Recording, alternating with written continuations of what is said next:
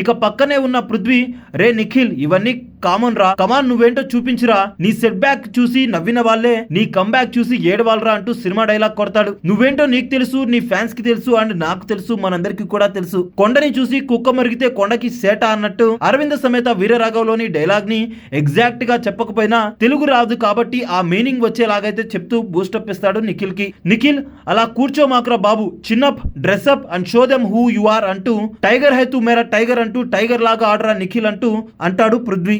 నువ్వు ఇక్కడ ఎవరికి ప్రూవ్ చేసుకోవాల్సిన అవసరం లేదు, బయట ఉన్న ఆడియన్స్ కి అర్థమైతే చాలు, ఇక టైం వేస్ట్ చేసింది చాలే కానీ వెళ్ళి రెడీ అవ్వు అంటూ పృథ్వీ అయితే నిఖిల్ తో చెప్తాడు. పృథ్వీ అయితే చాలా మెచ్యూర్డ్ గా మోటివేషన్ చేస్తాడు నిఖిల్ కి. ఇక నిఖిల్ ఏదైతే అదైంది, మొత్తం వీకెండ్ రోజు నాగార్జున సార్ గారితో తేల్చుకుంటానంటూ మాట్లాడతాడు. నేను హౌస్ లో ఉన్న వాళ్ళతో ప్రూవ్ చేసుకోవడానికి ఇక్కడికి రాలేదు, నేను వచ్చింది నేనేంటో ఆడియన్స్ కి ప్రూవ్ చేసి మా అమ్మకి ఇచ్చిన కలను నెరవేర్చడానికంటూ కళ్ళు తుడుచుకొని పైకి లేచి లోపలికి వెళ్తూ ఉంటాడు.